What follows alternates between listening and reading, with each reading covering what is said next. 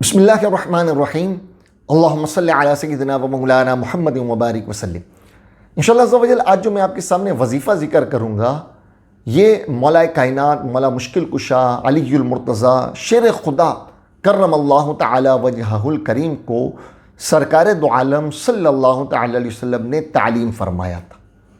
تو آپ اس سے اندازہ لگائیں کہ یہ وظیفہ کتنا پاورفل اور کتنا عظیم وظیفہ ہوگا، اور خود مولا علی شیر خدا رضی اللہ تعالیٰ عنہ اس وظیفے کی تعلیم ارشاد فرمایا کرتے تھے۔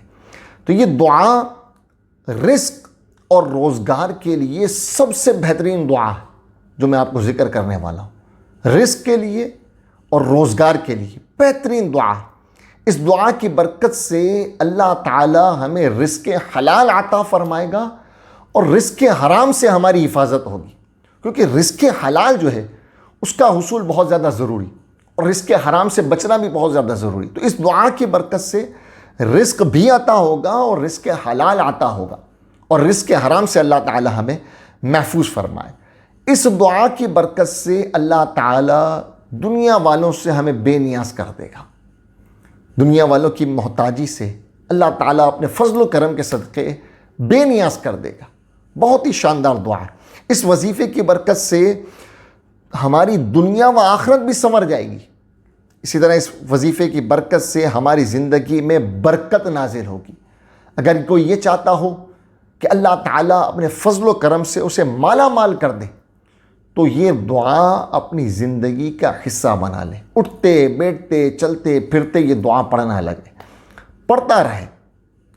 اس کے علاوہ میں اس کا آخر میں پڑھنے کا طریقہ بھی ذکر کروں گا۔ اسی طرح اگر دین و دنیا کی ترقی، رزق حلال کی کشادگی اور اپنا ذاتی گھر طلب کرنا چاہتا ہوں، یہ چاہتا ہوں کہ میرا اپنا گھر ہو جائے، کرائے کا گھر ہے، کسی مشکل میں ہے اور چاہتا ہوں کہ اپنا گھر ہو جائے، تو بھی اس کے لیے اس وظیفے کو کثرت سے پڑھنا ہے۔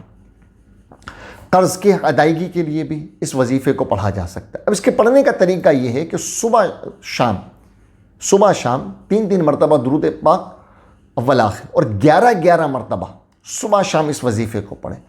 گھر کا حصول درکار ہو، گھر کے حصول کے لیے دن بھر میں 300 مرتبہ یہ وظیفہ پڑھنا ہے۔ اور یہ وظیفہ کیا ہے اسے بھی سماعت کر رہے ہیں۔ اللہم اکفنی بحلالک عن حرامک وبفضلک عمن سواک۔ یہ دعا ہے، اسے ہم نے جو ہے وہ پڑھنا ہے۔ اور مولا علی شیر خدا رضی اللہ تعالیٰ عنہ کے پاس ایک مکاتب غلام آیا اور کہنے لگا کہ حضور میں اپنی رقم ادا کرنے سے عاجز آ گیا، آپ میری مدد فرمائیں۔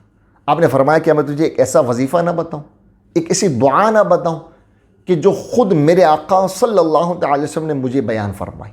تو اسے پڑھ، اللہ تعالیٰ تیری ایسی مدد کرے گا کہ اگر پہاڑ برابر بھی تیرا قرض ہوگا تو اللہ اپنے فضل و کرم سے اسے ادا فرما دے گا۔ اور وہ دعا کیا آپ نے فرمایا یہ دعا پڑھا کرو، اللہم اکفنی بحلالک عن حرامک وبفضلک عمن سواک۔ تو اس دعا کے پڑھنے کی عادت بنائیں اور پھر اس کی برکتیں دیکھیں۔ انشاءاللہ عز و جل بے شمار برکتیں جو میں نے آپ کو ذکر کی، اور بھی اس کی بے حد برکتیں ہم دیکھیں گے۔